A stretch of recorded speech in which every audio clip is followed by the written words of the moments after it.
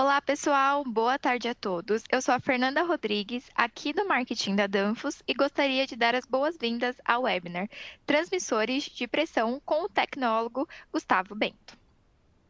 Esperamos que esse tema fortaleça a aprendizagem e o conhecimento de todos os nossos espectadores e agradecemos a presença.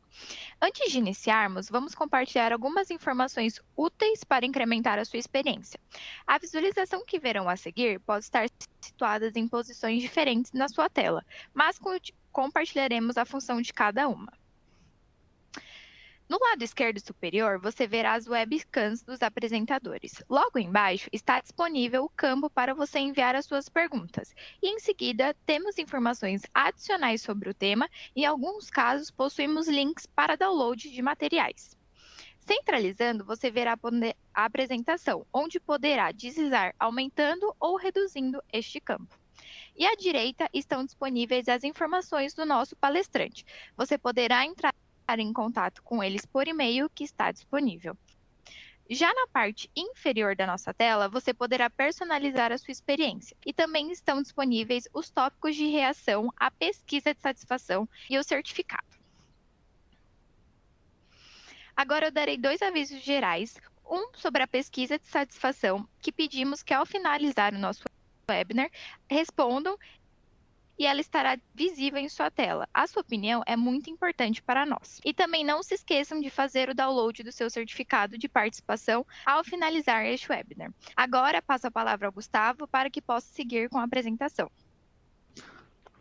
Boa tarde a todos os nossos telespectadores. Muito obrigado, Fernanda. Agradeço a presença de todos aqui no webinar.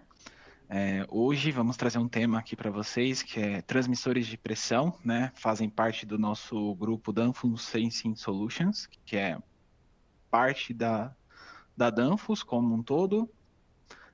Antes de iniciarmos, só dar um pequeno aviso, caso vocês, telespectadores, notem algum tipo de travamento nas imagens, alguma parada no áudio, por favor, sinalizar com um joinha para baixo, para a gente poder se orientar aqui e ver o que está acontecendo, tá bom? Mas só se acontecer, certo? Falando inicialmente um pouco da Danfoss, tá? Criada em 1933, mais de 90 anos. O nosso fundador, Mads Clausen, foi a pessoa que desenvolveu a primeira válvula de expansão do mundo. E dentro da Danfoss, hoje, nós estamos divididos em 5 áreas, né? Climate Solutions, que é a parte de refrigeração e aquecimento. Power Solutions, tá? Maquinários, desenvolvimento de peças para maquinários agrícolas, maquinários de mineração, motores orbitais.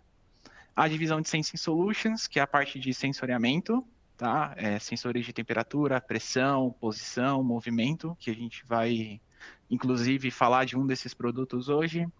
A divisão de High Pressure Pumps, para bombas de alta pressão para água, sistemas de dessalinização. E Power Electronics, que é a nossa divisão de drives, tá?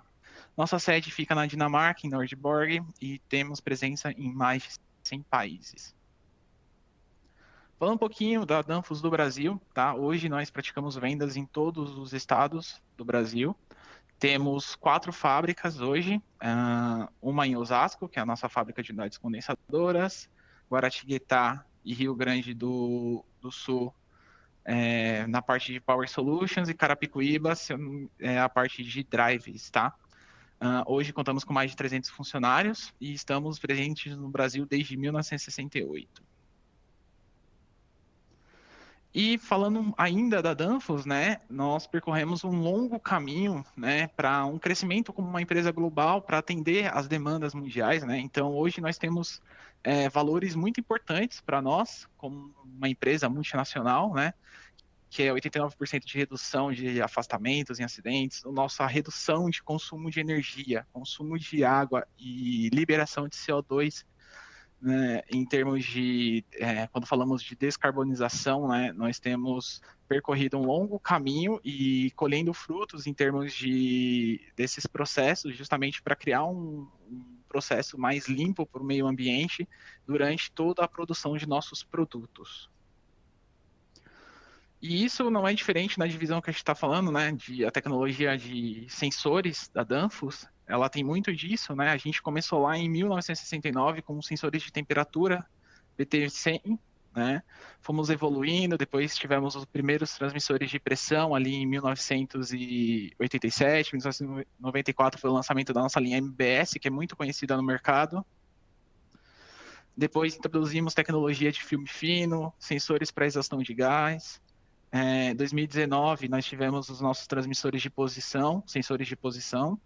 E 2023 agora o lançamento do nosso sensor de pressão com CAN integrada, que eu vou estar falando um pouquinho durante essa apresentação também. E, né, como eu disse, em questão de qualidade, de redução, né, ainda assim, mesmo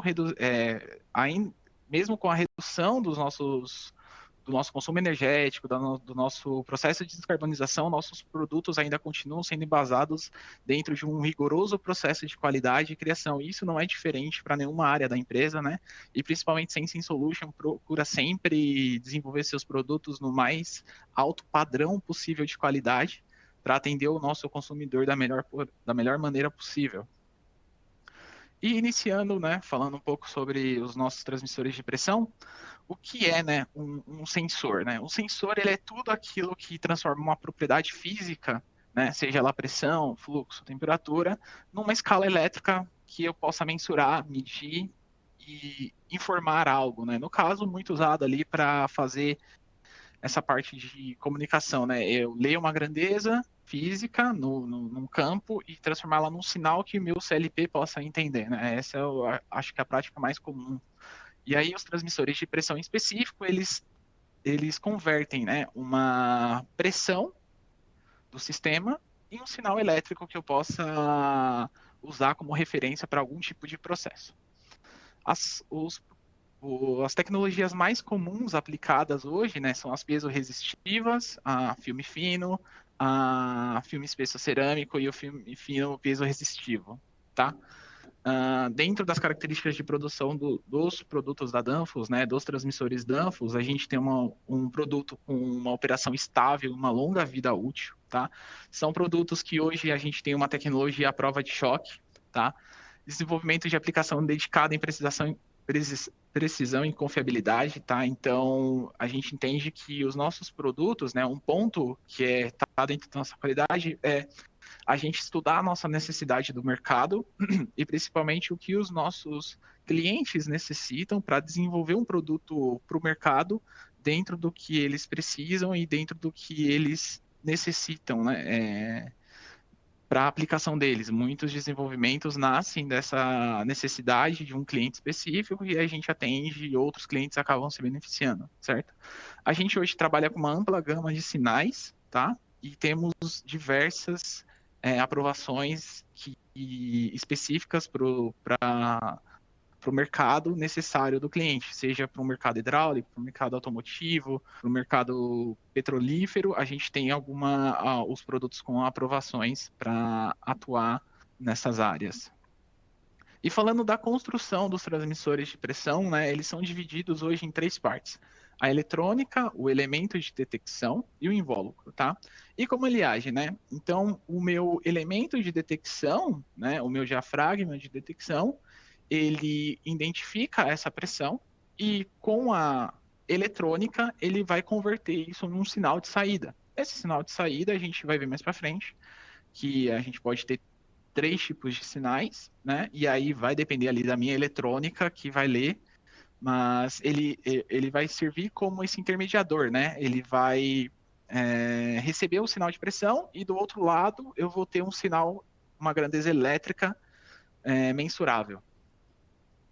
Dentro da Danfoss hoje, né, a gente trabalha com três tipos de transmissores específicos, né, tecnologias específicas, mas hoje no mercado a gente tem o filme fino, o piezo-resistivo, o piezoelétrico, né, o microfundido e o cerâmico capacitivo e de filme fino. Hoje dentro da Danfoss a gente tem o filme fino, o piezo-resistivo, o cerâmico e o filme fino cerâmico, que são os que eu vou focar agora. Falando do filme fino, né? Eu tenho ali uma superfície, né, de aço inoxidável. Dentro dela eu tenho uma microsoldagem, tá? de um componente, de um semicondutor, que ele cria o que a gente chama de uma ponte de Wheatstone, tá? E aí, dentro desse circuito, eu tenho um produto, né, um caminho que ele tem uma tecnologia que pode ser o que a gente chama de CVP ou PVP, que é químico ou físico, certo? Mas é um depósito de vapor que ele reage, né, conforme você tem a pressão e a deformação, e aí, com isso, você tem um resultado na saída, tá? Eu vou explicar, assim, com o filme fino, mas no peso resistivo a gente tem mais detalhes de como funcionam, mas é basicamente o mesmo processo. A resistência vai alterar conforme eu tenho uma pressão e com a minha fonte de alimentação aplicando uma tensão sobre essa ponte de resistores, eu tenho uma variação de sinal elétrico no ponto final ali, que seria o meu ponto U, né, no esquema elétrico. E aí essa variação de resistência muda o meu sinal elétrico final, que é o sinal que eu vou medir. Aqui explicando mais detalhes dentro do piezo resistivo, né? Ele tem uma mudança de resistividade. Tá? Então ali eu tenho o ponto A e o ponto B, e eles são alimentados pela minha fonte de alimentação. E na junção entre o ponto C e o ponto D, eu tenho meu ponto de medição ou a minha saída, certo? O que acontece? Quando eu não tenho nenhuma pressão aplicada, as resistências com a tensão me dão um sinal de zero. Quando eu começo a ter uma pressão aplicada, né, no diafragma e começa a ter a deformação desse elemento resistivo, desse semicondutor resistivo, eu começo a ter resistências, ora aumentando seus valores e ora reduzindo seus valores. E aí isso altera, né, devido à minha ponte de resistores, o valor de tensão que eu tenho na saída.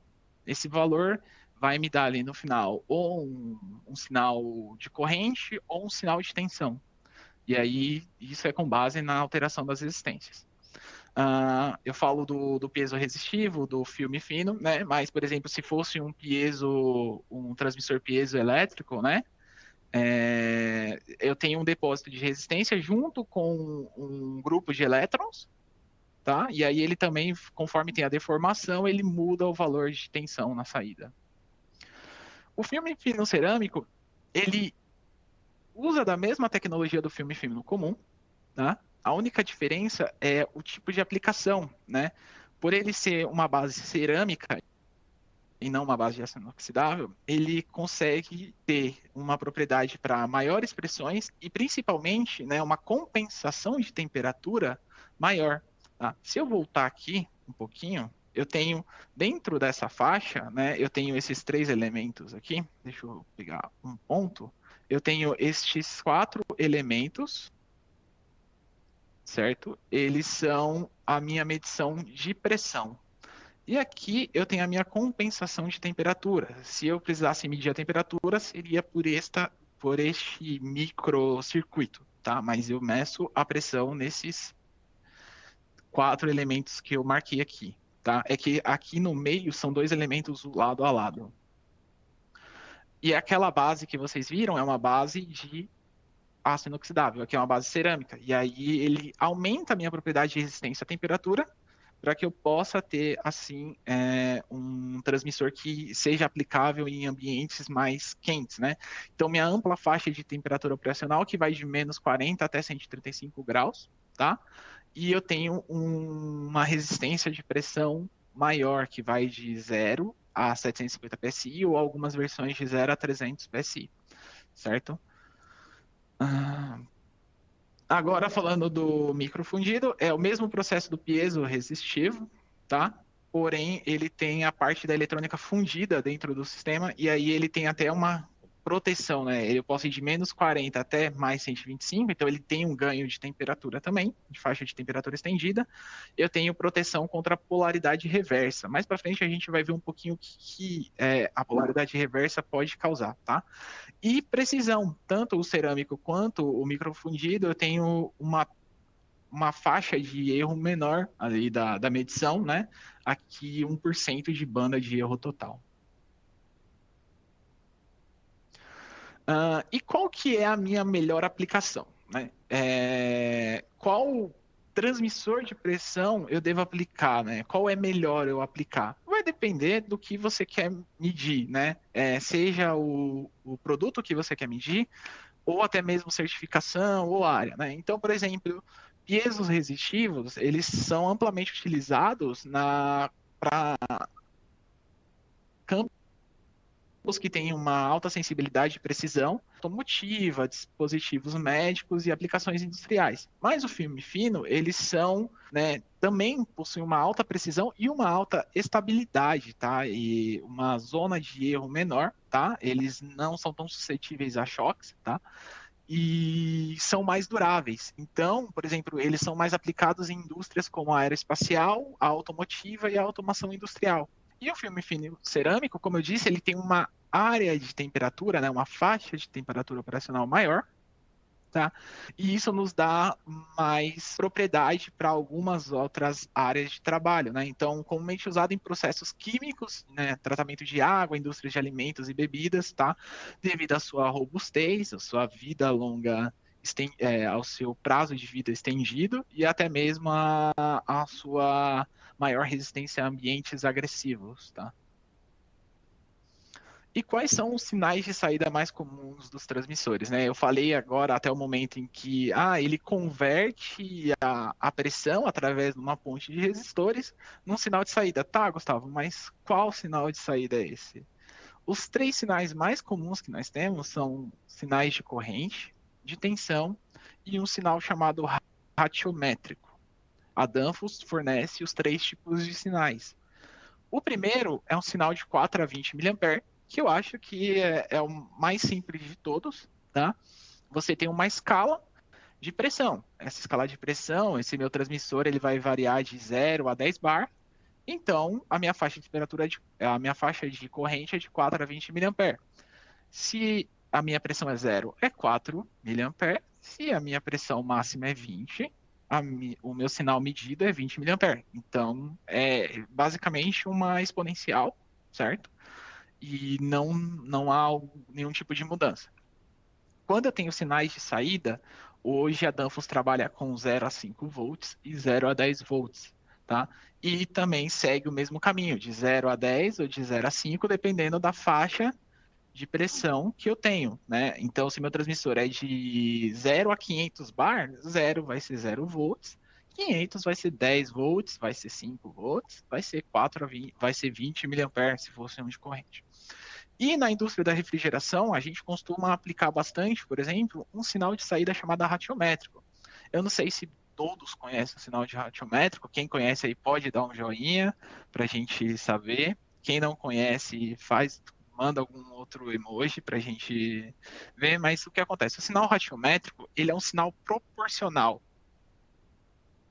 tá? E é de 10 a 90% do valor de entrada. Então, por exemplo, se eu pegar uma alimentação de 5 volts, como exemplo, quando eu tenho uma pressão zero, eu vou ter meio volt na saída. E se eu tenho um sinal máximo de pressão ali, eu vou ter 90% do valor de entrada, que seria 4,5. Normalmente ele é aplicado nessas condições, de meio a 4,5 volt de saída, certo?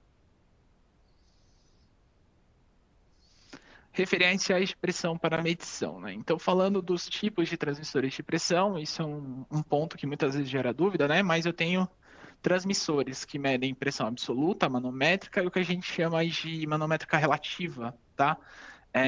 Que é o Silat Gauge. E aí, qual que é o meu referencial? Qual que é o meu ponto de partida, né? Para a gente entender melhor quando cada um deve ser aplicado. Quando a gente fala de absoluto, a gente está falando de um transmissor que leva em consideração desde o zero bar, né? Desde o ponto de vácuo até a pressão que você precisa ler, tá? Então, em resumo, é isso, certo? Ele é calibrado, né? Ele tem um elemento calibrado para zero bar absoluto e selado dentro dele. E aí ele usa esta calibração como referencial durante a medição. Então, ele leva em consideração esse ponto. Quando a gente fala de uma pressão manométrica relativa, né, a gente leva em consideração a pressão atmosférica. certo? Então ele leva em consideração durante a medição dele a pressão atmosférica. E isso pode se alterar com base no nível de altitude que você está. Então, se você está em uma altitude muito alta ou se você está lá na praia, por exemplo, isso vai afetar a medição do seu transmissor de pressão quando você usa um modelo manométrico. Então, é um ponto de se atentar quando você for dimensionar um transmissor de pressão para sua aplicação. E aí a gente tem o modelo, né, o manométrico selado, que ele leva em consideração uma calibração de 10,13 milibar, que faz a compensação dessa faixa de temperatura, de pressão atmosférica, para fazer essa correção quando você está mais alto ou em nível do mar. Então, olha só que interessante, né? Ele já pode ter uma gama de aplicação muito maior, porque você consegue levar em consideração uma pequena correção desse nível de atitude, né? Já durante a calibração do próprio transmissor de pressão, certo? Ficou claro, galera? Mandem um joinha aí para dizer se ficou claro essa parte dos referenciais de pressão. E como eu seleciono um transmissor de pressão, né? Hoje, minimamente, né, para a gente selecionar um transmissor de pressão, a gente precisa de alguns dados, né? Minimamente é a faixa de pressão, é claro, eu preciso saber qual é a faixa de pressão que eu quero medir. Não é indicado eu colocar, por exemplo, um transmissor de 0 a 100 bar para medir uma pressão de 0 a 10. Né? É uma escala muito grande. Né? Então, o que é interessante? Interessante é que eu procure um transmissor com uma pressão mais próxima do range que eu preciso medir. Então, se é 0 a 10, se é 0 a 16, se é 0 a 32, e a Danfoss tem diversos ranges de aplicação, tá? 0 a 10, 0 a 6 bar, 0 a 32 bar, tem de menos 1 a 12 bar, por exemplo, na refrigeração, que é aplicado no nosso ponto de sucção, na linha de sucção, tá? E o tipo de pressão, né? Que aí eu falei que a referência que eu tenho, né? Absoluta, manométrica, né? Se eu vou precisar ter, se eu gostaria de reduzir essa interferência da atmosférica ou não, isso vai determinar também o tipo de transmissor que eu vou selecionar, tá? O meio de medição, né? Então a gente considera o tipo de fluido que eu vou estar medindo. Ele pode ser amônia, por exemplo, então amônia, água, se for água do mar, se for vapor. Então, cada tipo de transmissor, né, cada elemento daqueles que eu comentei de medição, ele se adapta ou trabalha melhor num determinado tipo de fluido, certo? Então, pontos que a gente deve se atentar, né? Óleo, por exemplo, nossos transmissores, eles têm valores de faixas, né? Faixas limites, por exemplo, para aplicação em óleo devido à viscosidade. Se você tem um líquido muito viscoso, um óleo muito viscoso, você tem uma dificuldade ali no ponto de medição, né? Fluido refrigerante, né? Eu tenho transmissores que se aplicam a fluidos refrigerantes, há uma gama de fluidos, tá? Mas, por exemplo, quando a gente fala de amônia, a gente tem que ir atrás de um transmissor, um transmissor específico que tem uma resistência maior, tá? Dependendo da aplicação, por exemplo, se eu tenho uma aplicação com água do mar, mais água do mar, por exemplo, aquecida, eu tenho que ter um transmissor também que possa ter uma resistência maior, tanto do elemento quanto do invólucro, tá? Porque ele vai ter o ambiente agressivo, né? Vai começar a corroer ele de uma maneira maior. Então, todos estes itens, eles são importantes ali no momento de você fazer o selecionamento ou solicitar um selecionamento, né, de transmissor de pressão, para que a gente entenda qual será o melhor produto para indicar para vocês ou o melhor produto para você conseguir colocar no seu sistema e que posteriormente você não venha a ter uma quebra precoce do produto, tá?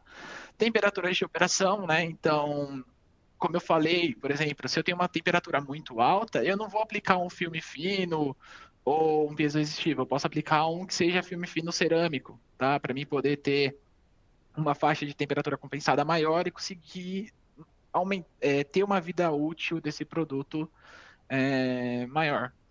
E falando, por exemplo, da saída também do transmissor, é extremamente importante porque você tem que entender aonde você vai aplicar ele para você ter uma leitura. Por exemplo, hoje eu tenho CLPs que eles não leem um sinal, por exemplo, 4 a 20 mA, depende do CLP, mas eu preciso saber aonde eu vou aplicar para saber se o meu equipamento que vai receber esse sinal, ele vai ser atendido pelo transmissor. Se eu tenho um CLP que lê uma saída, que lê uma entrada 0 a 10, mas não lê, por exemplo, um 4 a 20, não adianta eu aplicar um transmissor de 4 a 20, tá? E são coisas que acontecem. Eu mesmo já peguei casos de o cliente tentar aplicar que não um transmissor que não tinha a saída aqui do transmissor que ele comprou não atendia ao CLP dele. Por exemplo, o ratiométrico, não é todo CLP que pode ler um ratiométrico. Então, no caso dele, ele precisava, por exemplo, de um 4 a 20 mA, certo? E aí, se você quiser melhorar ou refinar a sua aplicação, o seu selecionamento, aí a gente entra em alguns dados mais específicos. Por exemplo, o tipo de aplicação, a conexão, né? A mais comum hoje é um quarto, tá? É gasket um quarto, mas eu posso ter rosca NPT. Então, depende ali da sua aplicação, a gente pode ter um produto com uma conexão que vai te atender melhor dentro da sua faixa de pressão. Ou às vezes você vai precisar de uma adaptação, né? Precisão e estabilidade, qual que é a melhor aplicação, né? Para se a minha aplicação é muito crítica, eu preciso de muita precisão, ou a minha aplicação ela tem muito choque no sistema, né, de pressão, aí a gente tem que trabalhar com um transmissor específico que a gente ainda vai comentar aqui, tá? Certificações e normas, entra um pouco dentro do tipo de aplicação, né? As minhas certificações de refrigeração, ou refrigeração industrial, ou automotiva, ou da indústria petroleira, são diferentes. Então, às vezes eu tenho um transmissor, ele vai fazer a leitura do jeito que eu quero, mas ele não é aprovado para aquela aplicação. E aí, por questões, por exemplo, questões fiscais ou questões governamentais, você às vezes precisa ter um produto com a certificação correta para aquele processo. Então, é sempre bom a gente se atentar a esse ponto, né? Às vezes a gente adquire o produto, mas depois descobre que ele não tem a certificação que eu precisava. Por exemplo, existe produto que tem que ter certificação para trabalhar, por exemplo, com água de consumo, né? Até por questões de liberação de metal, né? Por exemplo, quando a gente fala de válvula, né? Mas, então, os produtos eles têm que ter as certificações. Um ponto importante que está aqui no slide, né, é quando a gente fala de ATEX, né? Eu tenho transmissores de pressão com certificação ATEX, né, para zonas explosivas. Todos têm? Nem todos têm. Mas se você precisa de um com certificação ATEX, a gente vai procurar um dentro da faixa de pressão com a certificação necessária. E aí, entrando num tópico muito importante, né, instalações e falhas de aplicação, né? Quando a gente fala de instalar um transmissor de pressão, né, a gente tem, por exemplo, indica-se que sempre instale o transmissor com a ponta de medição para baixo ou no máximo ali em horizontal, nunca de cabeça para baixo, porque se tiver alguma sujeira no sistema, ela vai entrar em contato com o diafragma, vai afetar sua leitura e vai danificar o seu produto. Então lembre-se, nunca de cabeça para baixo, sempre seguir as posições corretas de instalação, né, e o guia ou o manual de instalação. Quando a gente fala, por exemplo, de um transmissor de tensão, né, com sinal de saída, seja ele ratiométrico ou de 0 a 10, 0 a 5, ele vem com 3 cabos, tá? Então você tem a alimentação, tá? E o cabo de sinal. Quando a gente fala de um sensor de corrente, principalmente os da Danfoss, eles têm somente 2 cabos. E aí entra um pouco da dúvida de alguns clientes nossos sobre como, né, instalar no caso de um transmissor com dois cabos, né? Por exemplo, na aplicação de refrigeração, quando a gente tem os transmissores de 4 a 20 mA, aplicado a um controlador, a gente tem o cabo que é a alimentação e o cabo de sinal, o 1 e o 2. E eles vão funcionar mais ou menos como se você estivesse ligando um multímetro para medir corrente num determinado ponto. É como se ele fosse um intermediador ali no sistema, né? Um curto ali, né? O que, que eu faço? Eu ponho o meu cabo número um, né? O meu terminal um na alimentação do meu controlador, desde que essa alimentação esteja dentro do range do transmissor. E o meu outro cabo eu vou mandar direto para minha entrada de sinal do transmissor. Desculpa, do controlador. Tá? Então, por exemplo, se o meu terminal lá, minha alimentação, meu sinal de 15 volts que sai do meu controlador, vou usar um exemplo aqui da Danfoss, né? Eu tenho um sinal de 15, uma alimentação de 15 volts, transmissor de 4 a 20 mA, que tem ali a alimentação dele de 9 a 32 volts. Eu vou ligar o terminal 1 nessa alimentação e o terminal 2 eu vou ligar direto na minha porta analógica. E pronto, ele já passa a medir. Então, realmente é como se eu estivesse medindo a corrente num circuito, né? É o mesmo tipo de instalação. Quando eu tenho um sistema, por exemplo, com 3 cabos de limitação de tensão, né? Eu tenho que mandar o sinal para a porta analógica e alimentar o transmissor. Falando um pouquinho agora de falhas de aplicação, né? Então, quando a gente fala, por exemplo, de picos ou excesso de pressão, né? Quando eu coloco uma válvula muito próxima ao transmissor, válvulas principalmente que tem o processo de pulso, um transmissor sem amortecedor de pulso, que a gente vai falar um pouquinho mais para frente o que, que é. Quando eu coloco ela numa zona que a pressão vai aumentar muito, por exemplo, um momento de curva, né? Ou antes da curva, e também, principalmente, quando eu tenho sistemas que têm algum tipo de cavitação ou algum tipo de excesso de picos de pressão mesmo, né? O que acontece? Esses picos em contato com o diafragma, eles começam a deformar o diafragma do transmissor, tá? E aí o que acontece? Quando ele tem uma deformação total, assim, né? Uma deformação tão que excede a sua pressão de trabalho operacional, ele fica deformado completamente. E aí o que acontece? Ele não retorna.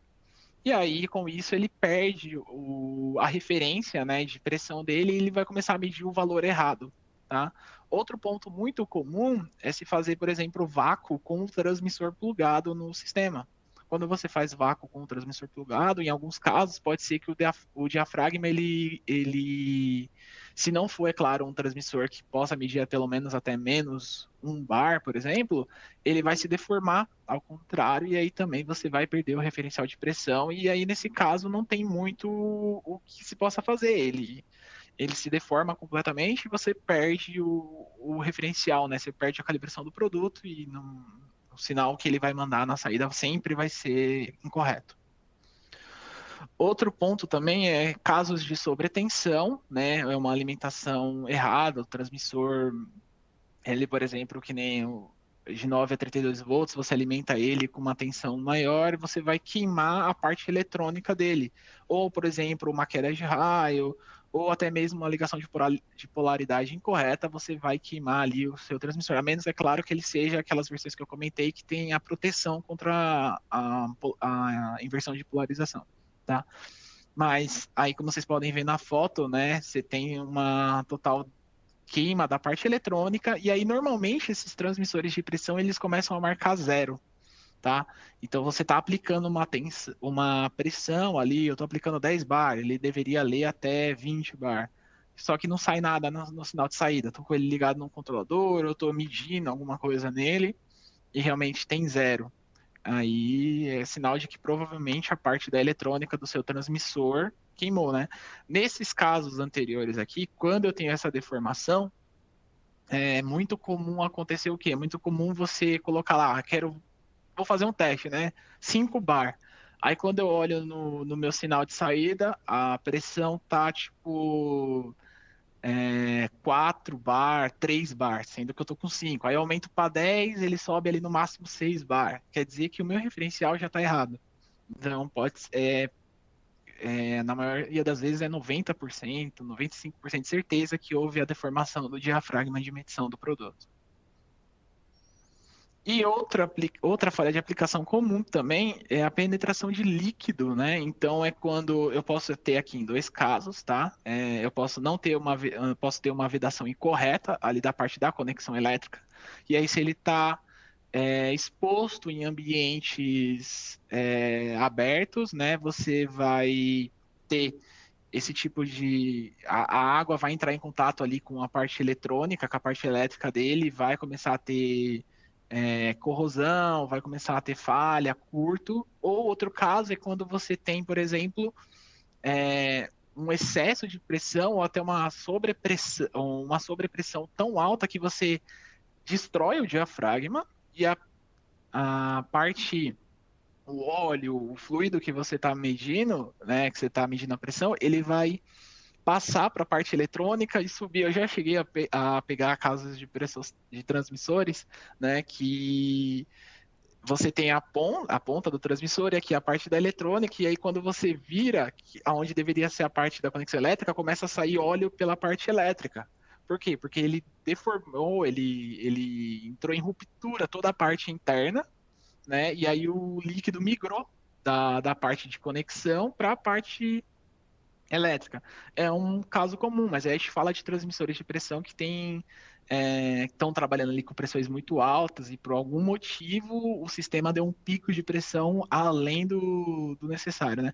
Muito comum aconteceu algumas vezes, já vi acontecer com transmissores de pressão que medem ali por volta de 500 bar de pressão e ainda assim ele houve a ruptura ali da parte interna e acabou migrando o óleo para a parte eletrônica e depois acabou saindo pela conexão eletrônica. Então, justamente aqui onde está esse furo aqui, que é o encaixe de um parafuso, o óleo estava saindo por aqui. Outras falhas comuns, né, são quando a gente tem, por exemplo, a instalação incorreta, aí, por exemplo, que nem eu citei, vem sujeira pro transmissor de pressão, certo? E aí vai acabar danificando o diafragma, vai causar uma correção de uma medição incorreta. Torque muito alto, tensão no diafragma, tá? Realizar vácuo com o transmissor conectado, selecionamento incorreto do produto, tá? Alguns dos pontos que eu comentei. Mídias abrasivas, meios agressivos, temperatura muito alta e viscosidade muito alta. Pontos também que eu já tinha comentado, né? Viscosidade muito alta, você vai ter uma medição incorreta. Temperatura muito alta, você pode passar a faixa de compensação do transmissor e aí ele vai começar a se danificar. Meios agressivos, né? Água salgada quente, vai começar o processo de corrosão ou mídia abrasiva. Outro ponto, né? Tomar cuidado, se mesmo que for um transmissor roscado também, se você precisar fazer uma solda perto da onde ele estiver rosqueado, tomar cuidado com o que está acontecendo, tá? Para não danificar ele, derreter alguma guarnição interna por causa do aquecimento no tubo. Tá. Classificação de IP errada, temperaturas ambientes muito altas e alta vibração e choque, tá? Que nem eu falei, né? Está lá próximo à válvula, a válvula quando ela abre e fecha, ela vai gerar um choque, temperaturas muito altas do meio de trabalho, né? Então eu tenho um transmissor que aguenta até 90 graus e estou colocando ele para trabalhar com água a 180. Não vai dar certo, tá? Você vai danificar o seu produto. E a classificação IP errada também, dependendo do ambiente que ele tiver, você vai ter um problema ali com esse tipo de questão. Ou também você adquirir um produto que você precisa aplicar numa zona, uma área de classificação, e aí ele não é com certificação ATEX, você vai ter um problema depois, mais para frente. Sempre se atentar a esses detalhes. Algumas particularidades dos transmissores, né? A gente fala do amortecedor de pulso, tá? Então, o amortecedor de pulso, ele auxilia ali para evitar que o seu transmissor de pressão seja vítima de uma cavitação ou de um golpe de líquido, tá? Ou golpe de ariete, porque o que acontece, né? O que tem no transmissor de pulso? Ele tem uma pecinha aqui, né? Esse amortecedor. Então, quando eu tenho um sistema que está ali muito próximo da válvula, né? Começa a se gerar ali durante a abertura e fechamento bolhas de ar que migram para dentro da parte de medição ali, ficam em contato com o meu elemento de medição. E aí, conforme elas vão se chocando muitas e muitas vezes, elas vão deformar o seu transmissor de maneira definitiva, ele não vai obter aquele retorno que foi o primeiro caso que eu acabei mostrando para vocês, tá? Quando eu tenho amortecedor de pulso, ele compensa essa entrada das bolhas e evita que o seu diafragma esteja em contato direto com elas, tá? Sem afetar a medição do transmissor de pressão. E falando ainda do amortecedor de pulso, ele é muito importante, tá? A gente já pegou casos em visitas que a aplicação era um transmissor sem amortecedor de pulso e tinha muito choque no sistema. Você via a tubulação tremer quando havia a abertura da válvula, né? E o transmissor estava muito próximo. E aí o cliente já havia trocado o transmissor umas 2 vezes já e continuava dando problema. E aí a gente falou, não, tem que pôr um amortecedor de pulso aqui e tudo mais. E aí acabou se solucionando o problema com essa correção, tá? E um transmissor novo, né, que é o DST-P10B, né, que ele já vem com a CAN integrada, tá? Então, como vocês podem ver ali no esquema, é um produto novo, lançado em 2023, tá? Como vocês podem ver, eu tenho ali a parte do Terra, o VCC e o GND, e tem um CAN High e um CAN Low para poder já integrado no transmissor, para caso você quiser integrar ele direto no controlador. Falando numa visão geral do mercado agora, tá? Do nosso portfólio atualizado hoje, a gente tem transmissores para a divisão marinha, a gente tem transmissores que são aplicados na hidráulica móvel. E como eu falei, por que eles são separados? Às vezes alguns eu consigo aplicar nas mesmas áreas, sem problema nenhum, mas às vezes por questão de certificação a gente separa também para poder atender ao mercado, até mesmo em questões de certificados de produto, tá? Portfólio de aplicação em água, tá? Portfólio de aplicação em ar comprimido, tá? Que também é muito usado na indústria automotiva. Portfólio de refrigeração, que eu falei, do STP 110 e os AKS 33, AKS 33 para amônia, certo? AKS 3000 bastante aplicado também, os DSTs também estão bem fortes no mercado. AKS 32R, por exemplo, é um transmissor de pressão, o R aqui atrás, né? O R no final indica que ele é ratiométrico. E um ponto muito importante que eu posso citar é quando eu tenho, por exemplo, deixa eu pegar aqui, um transmissor, deixa eu pegar aqui nessa listinha, por exemplo, o 1250, certo? Eu posso ter o 1200, eu posso ter o 17, mas eu posso ter o 1750, 1250, o 3050. Sempre que ele tem esse 50, quer dizer que ele tem amortecedor de pulso, tá?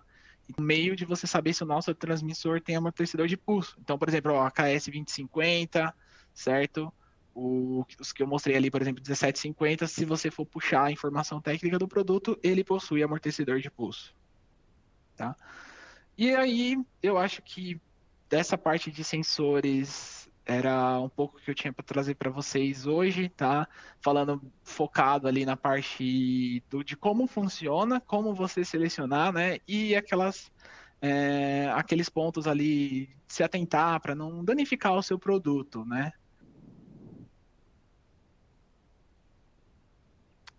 Perfeito. Então Sim, vamos consigo, para as consigo te partes ouvir. das perguntas. Temos algumas perguntinhas aqui. Bom, vou iniciar com uma que é: qual geralmente é a vida útil de um transmissor?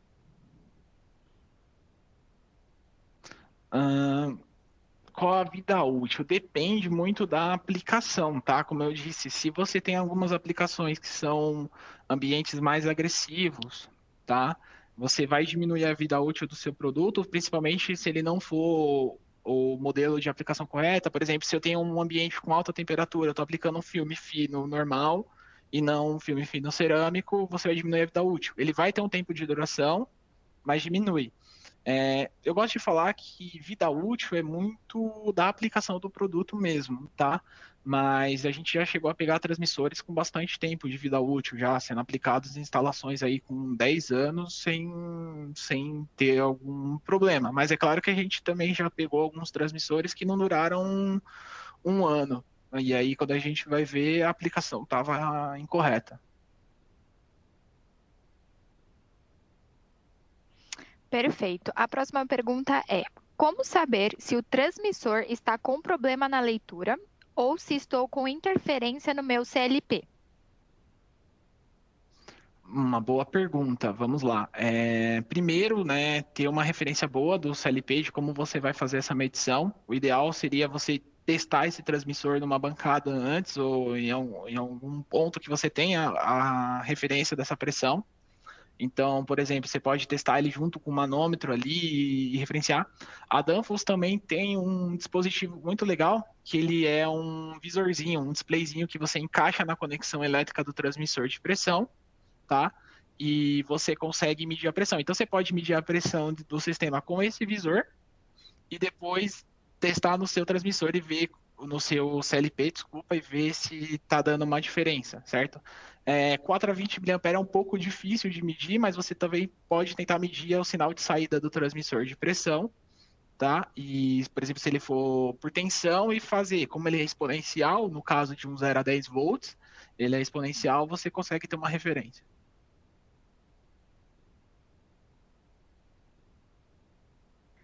Perfeito. Próxima pergunta: os transmissores Danfoss ainda possuem ajuste de zero spam? Não, a Danfoss tinha alguns modelos de transmissores antigamente que você podia fazer o ajuste de zero spam. Hoje não tem mais, não há mais essa opção. Todos os modelos que saem hoje já não tem mais essa opção de fazer ajuste de zero spam. Ok. Próxima pergunta: posso usar tanto líquido quanto vapor no mesmo modelo de transmissor? Depende do modelo, mas alguns modelos, sim, eles podem ter tanto a opção de medir líquido quanto medir vapor. Aí tem que se atentar à questão, vapor, é um vapor muito quente, por exemplo, talvez o modelo não atenda à temperatura, tá? Mas sim, por exemplo, alguns modelos como o MBS 3000, eles conseguem medir tanto líquidos quanto gases, tá? Mas aí tomar cuidado um pouco com a aplicação. Posso aplicar fluidos com resíduos sólidos e ele fará leitura ou temos restrições? Como eu havia comentado, sólidos não, né? Dependendo do sólido que você. Na verdade, sólido não, mas se tiver o resíduo sólido, ele pode migrar para dentro do diafragma e danificar o seu produto. O ideal é que não haja. Agora nós temos qual o tamanho da rosca desses sensores? Depende do modelo, tá? Mas a gente tem, como eu havia comentado, gasket 1/4, a gente tem gasket meia, NPT, vai variar do modelo que você está adquirindo. Ou do modelo que você precisa. A gente pode acabar selecionando um que atenda à sua necessidade.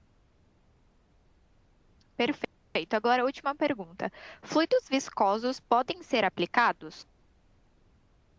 Sim, mas se atentar à especificação técnica do transmissor que você está utilizando. Independente, do transmissor, todos têm na ficha no datasheet deles tem a máxima viscosidade que você pode aplicar no fluido daquele transmissor. Então, se atentar a esse ponto, né, ter plena certeza da viscosidade do produto que você está aplicando ele, tá? E sempre comparar com o datasheet. O meu é até 100 de viscosidade ali, o meu líquido é 130, não vai dar certo. Bom, essas foram as perguntas e agora eu quero agradecer você, Gustavo. Muito obrigada. E nós esperamos que este webinar tenha sido de grande valia para todos vocês. E antes de nos despedirmos, queria convidá-los a nos seguir em nossas redes sociais: Facebook, Instagram e LinkedIn, todos com o mesmo arroba, Danfos Brasil. E também nós convidamos a se inscreverem em nosso canal do YouTube, Danfos Brasil, onde poderão encontrar alguns de nossos webinars gravados, cursos, treinamentos, lançamentos mais recentes e outras novidades. Em seguida, temos o nosso site. Digitando Revista Solutions na pesquisa, vocês também poderão encontrar a nova edição, onde poderão ver casos de êxito, aplicação de produtos e novidades relevantes. Em continuação, apontem a câmera do celular para o QR Code ao lado para acessarem a nossa agenda de webinars, ou, caso prefira, poderão acessar o site digitando em seu navegador webinar.danfoss.com.br e poderão se inscrever gratuitamente em todos que quiserem. E para finalizar, se tiverem alguma dúvida, entre em contato conosco pelo serviço de atendimento ao cliente saque.brasil@danfoss.com e também pelo telefone 0800 8787 847. E para finalizar, se tiverem alguma dúvida, aproveitando a oportunidade para convidá-los a ouvir o nosso podcast Dribladores da Refrigeração e novamente agradeço a participação de todos e esperamos nos encontrar em nosso próximo webinar. Até logo!